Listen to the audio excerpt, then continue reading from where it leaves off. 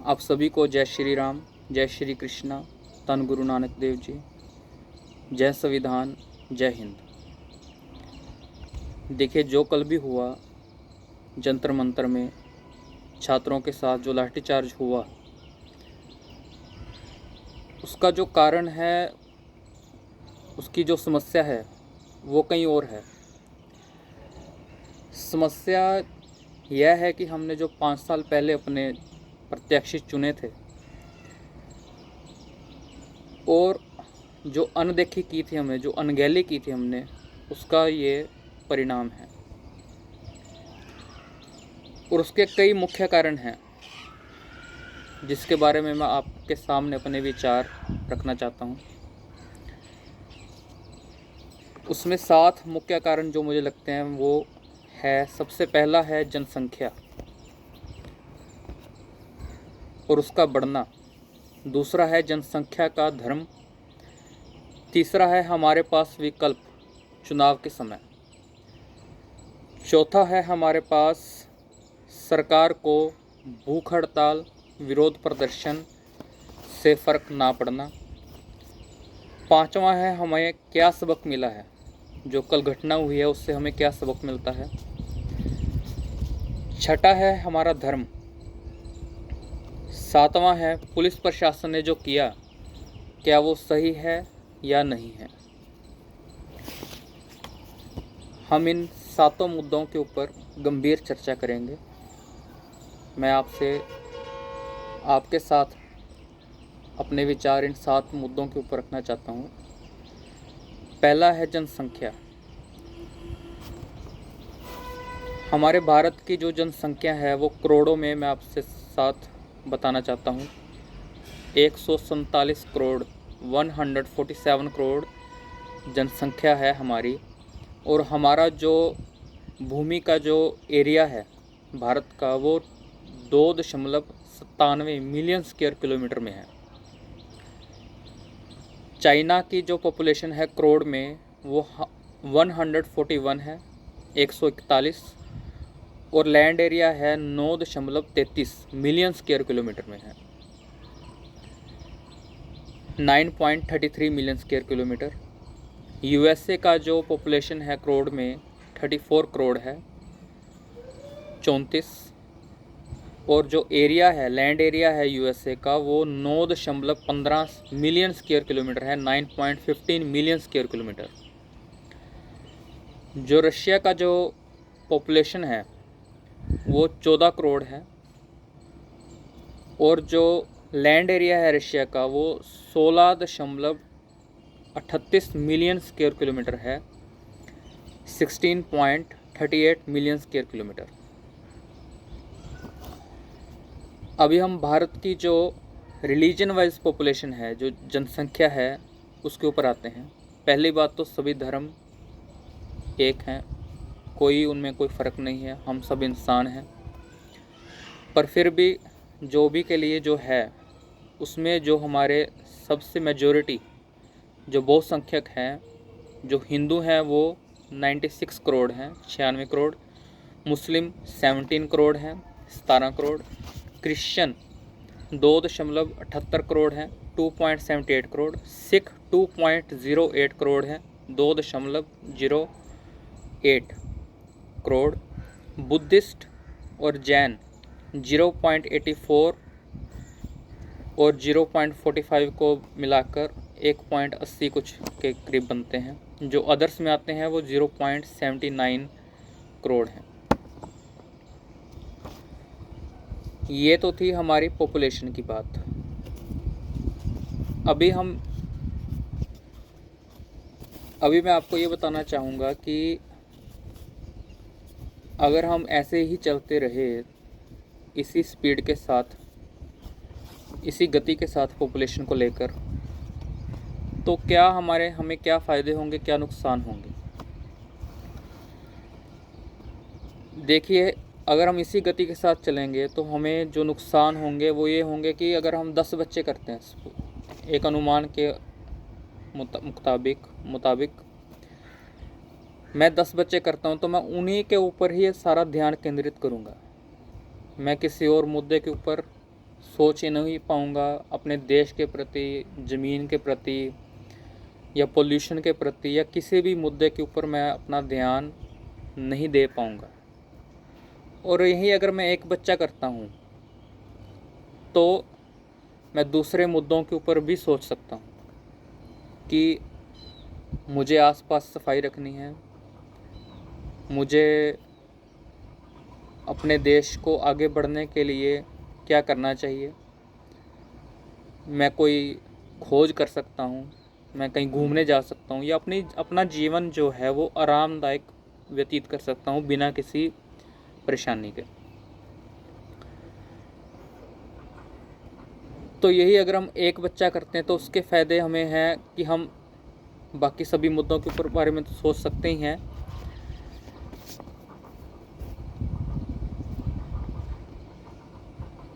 और जो काम करने वाले होंगे, जो काम तो हम सभी कर रहे हैं, हमारी जो मांग होगी, जो काम करने वालों की जो डिमांड होगी, जो डिमांड एंड सप्लाई होती है, उसकी ज़्यादा होगी और उसकी हमें कीमत भी ज़्यादा मिलेगी। और यहीं अगर हम ज़्यादा होंगे तो हमारी डिमांड कम होगी, तो उसका जो हमें वेतन है, जो सैलरी है, वो कम मिलेगी। यही अगर हम कम संख्या में होंगे, हमारी पॉपुलेशन कम होगी, तो हमारी डिमांड ज़्यादा बढ़ेगी, हमें पैसा ज़्यादा मिलेगा। ये है पॉपुलेशन कम और ज़्यादा के फ़ायदे और नुकसान। दूसरा है जनसंख्या का धर्म, उनका बंटवारा और उनकी एकजुटता। हमारा जो धर्म है, जो जाति है, उस सभी में हम बटे हुए हैं। जो अंग्रेज थे, जो भारत में आए, उन्होंने डिवाइड एंड रूल पॉलिसी अपनाई। वही पॉलिसी आज के समय में भी वही चल रही है। आम जनता को पागल बनाया जा रहा है, आम जनता को उनके जो मुद्दे हैं उससे भटकाने की कोशिश हो रही है। यही अगर हम एक होंगे, हम बचपन में पढ़ते थे, जब हम छोटे होते थे तो एक कहानी आती थी कि लक्कड़, वो उनको बांध के एक गुट में अगर बांध देते तो उसे तोड़ना जो है वो मुश्किल होता था। यही अगर हम एक एक करके अगर उसको तोड़ना चाहेंगे तो आसानी से तोड़ सकते हैं, उसमें कोई दिक्कत नहीं है। पर जो हम बटे हुए हैं धर्म के नाम पे, जाति के नाम पे, निजी मुद्दों के नाम पे, काम के आधार पर, कर्म के आधार पर, तो उसका हमें बहुत बड़ा नुकसान है। फिर ऐसे ही हम अपने प्रत्याशी को चुनेंगे अपने जाति के आधार पर, उसके कर्म के आधार पर, उसकी गाड़ियों को देखकर, उसका रुतबा देखकर, उसकी स्वर्ण जाति को देखकर, उसकी जो भी हमारे जो मुद्दे हैं उसको देखकर हम अगर चुनेंगे तो हमें पूरे भारत को नुकसान होगा।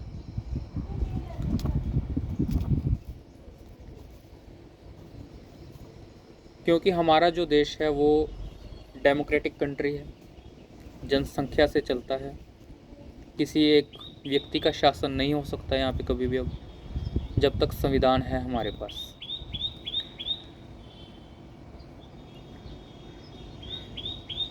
जब तक हमारे पास बाबा अंबेडकर जी का संविधान है तब तक एक व्यक्ति का शासन नहीं हो सकता। और अगर हम एक धर्म, बिना जाति के, बिना धर्म के अगर हम जिएंगे एक होकर, तो उसके बहुत फ़ायदे हैं। कोई हमें तोड़ नहीं सकता, कोई हमें भावुक नहीं कर सकता, कोई हमें निजी मुद्दों से, जो हमारे देश के मुद्दे हैं, उससे नहीं भटका सकता। करप्शन नहीं होगी, भ्रष्टाचार नहीं होगा। अभी हम आते हैं तीसरे मुद्दे पे। हम वोट डालते हैं इलेक्शन के समय, चुनाव के समय हमारे पास 2 या 3 विकल्प हैं। इन तीनों में से ही हमें कोई पार्टी चुननी होती है। या तो कोalition गवर्नमेंट बनती है, या किसी एक पार्टी मेजॉरिटी में आती है, या कोई एक पार्टी मेजॉरिटी में आती है, बहुसंख्यक में आती है। वो हमें लीड करती है, वो हमें चलाती है, इस देश को चलाती है। पहले हम उन्हें चुनते हैं, फिर वो हमें बताते हैं कि हम लोग कौन हैं, या फिर उनके पास बहुत ही विकल्प हैं कि वो आसानी से जीत सकते हैं। पहला विकल्प है ईवीएम।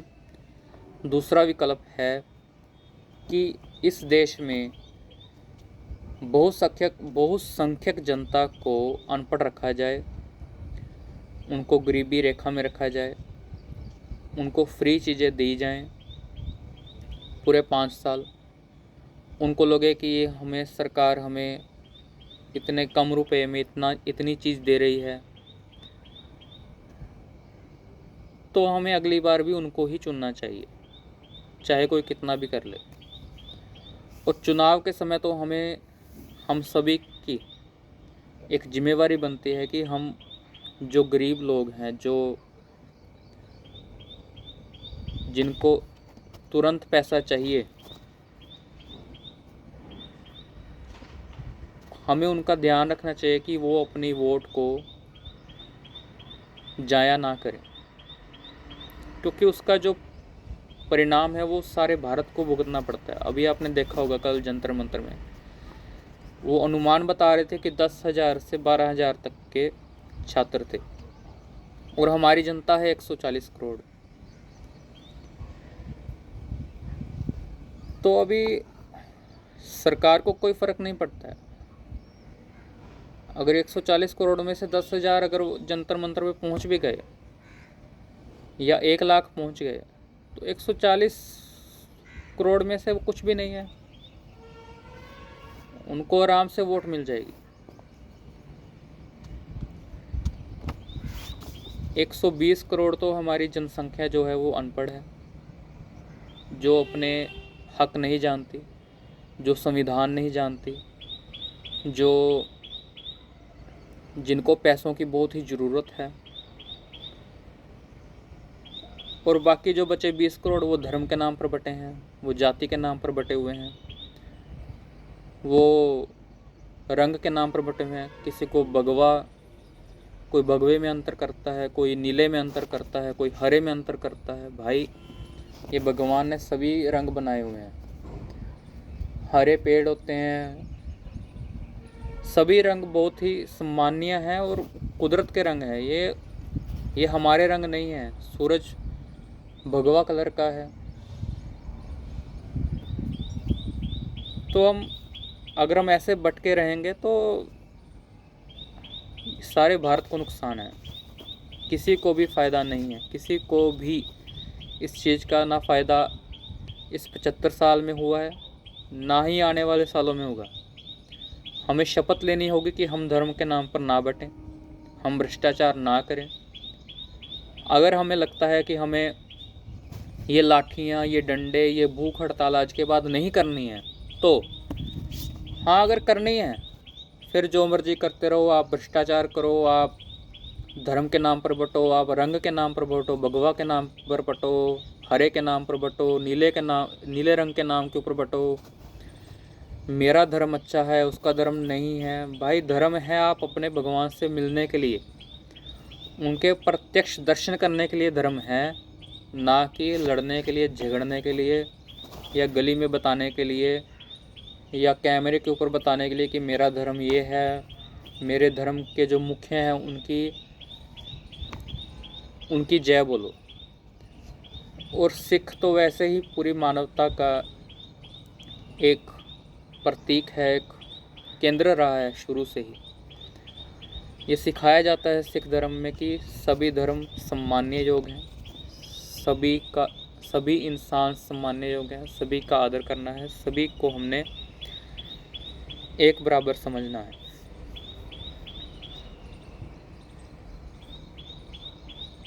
अब जो अलग मुद्दा है वो है धर्म। धर्म की जो परिभाषा है वो है आध्यात्मिकता, इंसानियत और कर्म के आधार पर धर्म की जो परिभाषा है वो मेरे हिसाब से बननी चाहिए। आध्यात्मिकता जो है वो हमें अपने भगवान की आराधना के लिए जोड़ती है, ताकि हम अपने भगवान की आराधना करें,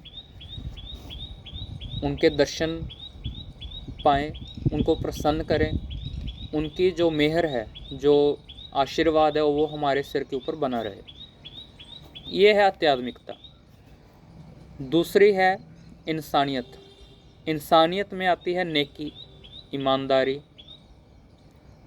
ठीक है, जितने भी जीवित पशु पक्षी, कोई भी जो जीवित प्राणी है, जो जी रहा है, उसका सम्मान करें। हमें हर चीज़ का, जो जी रही है, उस हर चीज़ में भगवान का वास है। हर चीज़ में। ज़रूरी नहीं है कि वो गाय ही हो, ज़रूरी नहीं है कि वो बकरा ही हो, ज़रूरी नहीं है कि वो एक कीड़ी भी हो, तो उसमें भी भगवान का वास है। और अगर प्रहलाद जी का एग्जाम्पल दें तो गुरु ग्रंथ साहिब जी में प्रहलाद जी का एग्जाम्पल आता है कि जब उनको मारने लगे, उनके पिताजी ने, हरनाकश ने गुस्से में तलवार निकाली। उसने बोला, कहाँ है तेरा भगवान कि जो तेरे को बचा सकता है? उसने बोला कि मेरा भगवान, प्रहलाद जी ने बोला कि मेरा भगवान सभी जगह है। तो उन्होंने गुस्से में जो तलवार निकाली थी, उन्होंने जोर के, पूरी ताकत के साथ एक खंभा था, उसमें उस पर वार किया। तो उन्होंने बोला, तेरा विष्णु इधर है? प्रहलाद जी ने बोला हाँ। उन्होंने पूरी ताकत के साथ वार किया उस थंब के ऊपर, तो नरसिंह भगवान उसमें से निकले और हरनाकश जी को नाखून के साथ उनका वध किया। जो जो हरनाकश जी ने वही भगवान से जो वर मांगे थे वो पूरे किए, और उन वर को ना तोड़ते हुए नरसिंह भगवान ने अपने नाखून के साथ हरनाकश जी का वध किया था। तो भगवान सभी जगह है, ये उसी की ही काया है, उसी का ही रूपरेखा है, भगवान की ही रूपरेखा है। तो हम भगवान के ऊपर तो मत लड़ें, ये हमारे अनपढ़ता की निशानी है और कुछ नहीं।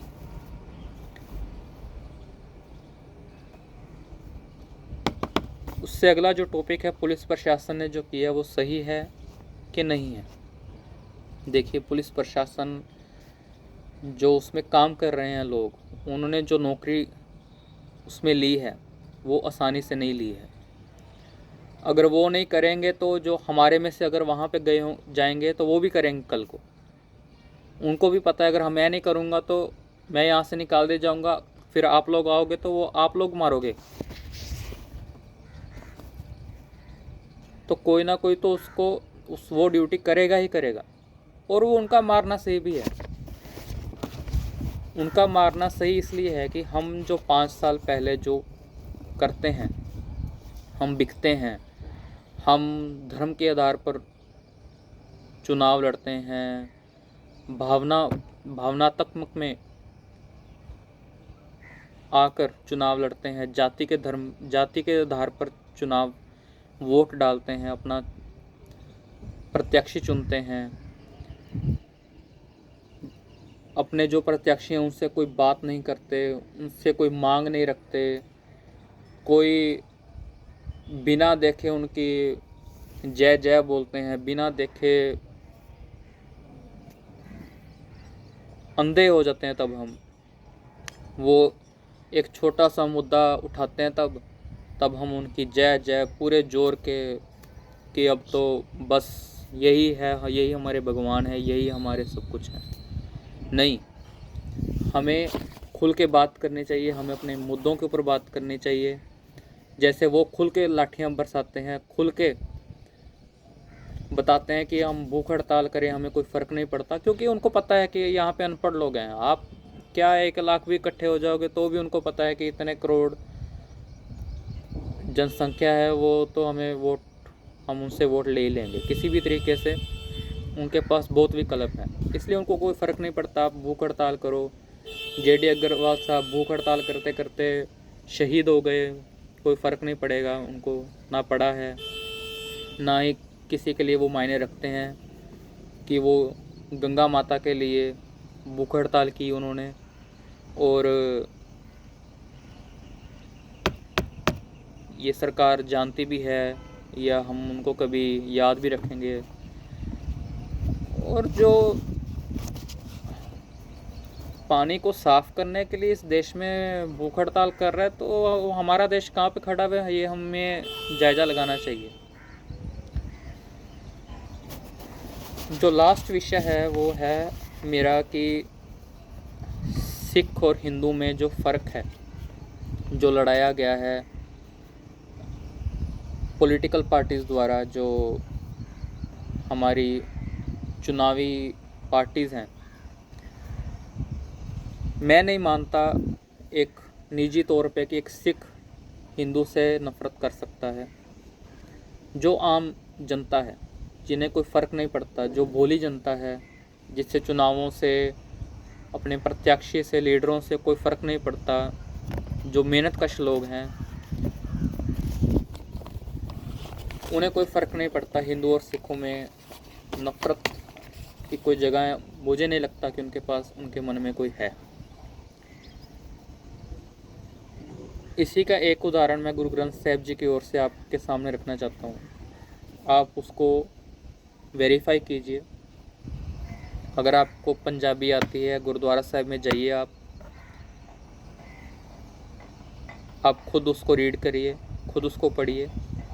मैं आपको अंग नंबर, जो हम गुरु ग्रंथ साहिब जी को एक जीवित गुरु मानते हैं, वो हमें मार्गदर्शन दिखाने में हमें सहायता करते हैं,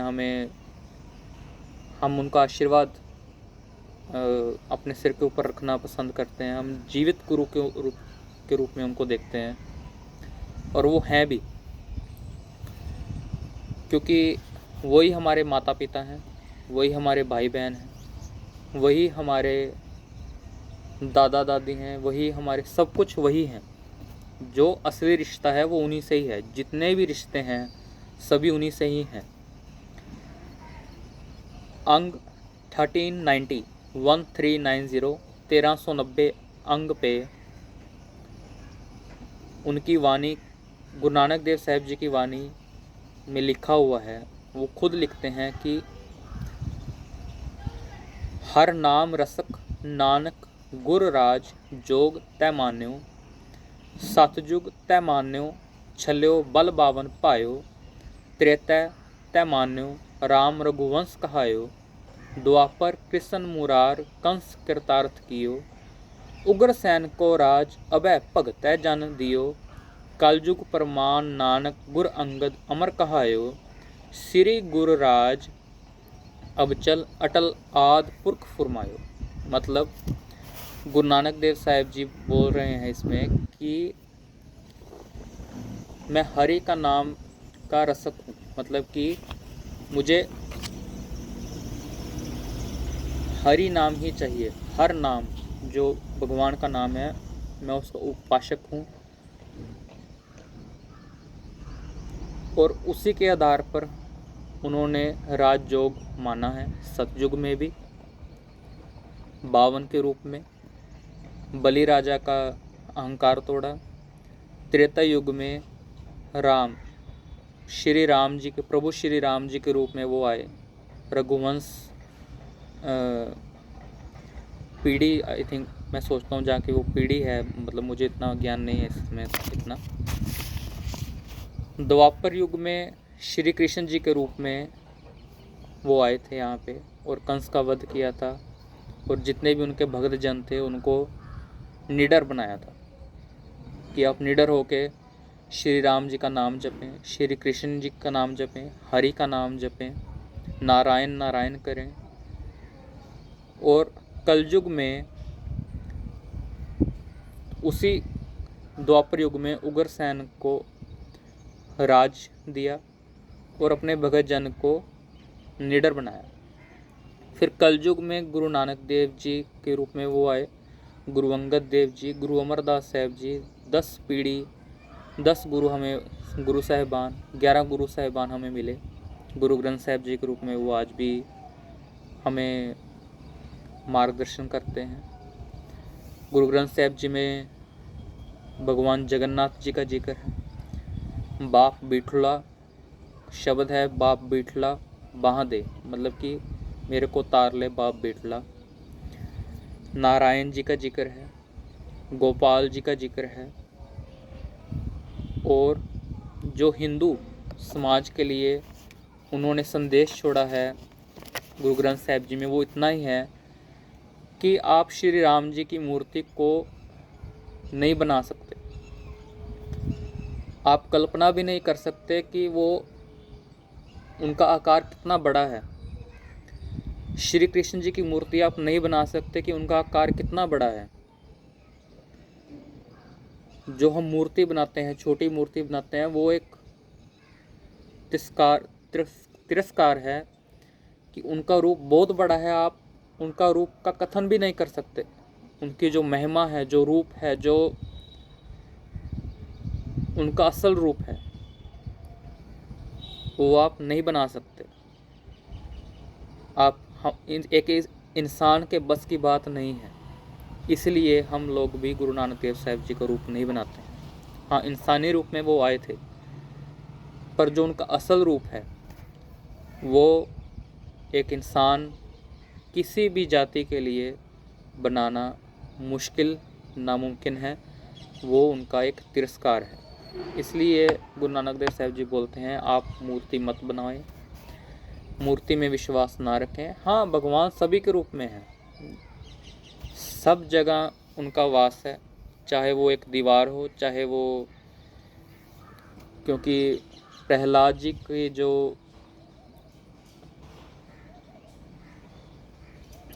प्रहलाद जी के समय जो हुआ वो हमें बताती है कि जब थम में से नरसिंह भगवान निकले और भगत प्रहलाद जी का जो विश्वास था, अटूट विश्वास था कि भगवान जी हर जगह हैं, तो उससे हमें ये मिलता है कि भगवान जी सब जगह हैं। पर हम उनकी एक मूर्ति नहीं बना सकते कि उनका एक यही रूप है, नहीं, उनका रूप बहुत बड़ा है। इसलिए गुरु नानक देव साहिब जी एक गुरु के रूप में आए थे। और जो भारत की एक पुरानी रीति रही है कि हमारे जो बड़े थे, जो इस देश के जो बड़े थे, वो गुरु की भालना करते थे, गुरु को देखते थे कि हमें कोई गुरु मिल जाए, हमें मार्गदर्शन करने वाला मिल जाए। इसलिए वो पूर्ण रूप गुरु में आए और इस मानवता को संदेश दिया कि सिर्फ नाम जप से ही आप भगवान को बहुत आसानी से पा सकते हैं, बिना किसी खर्च के, बिना किसी पूजा के, बिना किसी मंत्र के, बिना किसी जो हम अग्नि जलाते हैं, तो सिर्फ नाम के आधार पर ही, जैसे हम किसी को बुलाते हैं कि मैंने किसी व्यक्ति को बुलाया, सिंपल ऐसे ही आप भगवान को प्रसन्न कर सकते हैं सिर्फ नाम के आधार पर। तो इतना ही कहता हुआ मैं आपसे, अगर कुछ गलत बोला गया हो तो मैं आपसे माफ़ी चाहता हूँ सभी से। और मैं चाहता हूँ कि इस संदेश को आप ज़्यादा से ज़्यादा लोगों के पास पहुँचाएँ। ये एक मैंने एजुकेशन पर्पज़ के रूप में ये वीडियो बनाई थी और अपने विचार रखने के लिए बनाई थी। आप सभी के विचार अलग अलग हो सकते हैं, तो मैं इतना ही कहता हुआ आप सभी से विदा लेना चाहूँगा और चाहूँगा कि आप अपने जीवन में खुश रहें और एक सही ज्ञान की तरफ, जो एक सही ज्ञान है उसको प्राथमिकता दें। और धर्म, और आज हमें ये शपथ लेनी होगी कि हम धर्म के नाम पर, जाति के नाम पर, कर्म के आधार पर, काम के आधार पर या अमीर और गरीब के आधार पर किसी से भी फ़र्क नहीं करेंगे, सभी का सम्मान करेंगे। जो भी इस देश का नागरिक है, जो इस मिट्टी से पैदा हुआ है। और गुरु नानक देव साहिब जी ने अगर लिखा है कि वो श्री राम जी के रूप में आए थे, श्री कृष्ण जी के रूप में आए थे, सतयुग में 52 के रूप में आए थे, तो उन्होंने ये भी लिखा है कि अल्लाह पाक है, शक करूं जे दूसरा हो। और मुसलमानों को भी बहुत बताया कि अगर मुसलमान कोई है, कुछ सच्चा मुसलमान है तो वो मोम दिल का हो, वो दया करे, वो उसके दिल में दया हो, वो सच्चा बनने के लिए उसमें जो बताया गया है वो उसके ऊपर चले। तो यही सब मैं आपसे बताना चाहता था। आप अपने जीवन में खुश रहें और सही ज्ञान को, पूरे ज्ञान को प्राथमिकता दें। आप सभी को जय हिंद, जय श्री राम।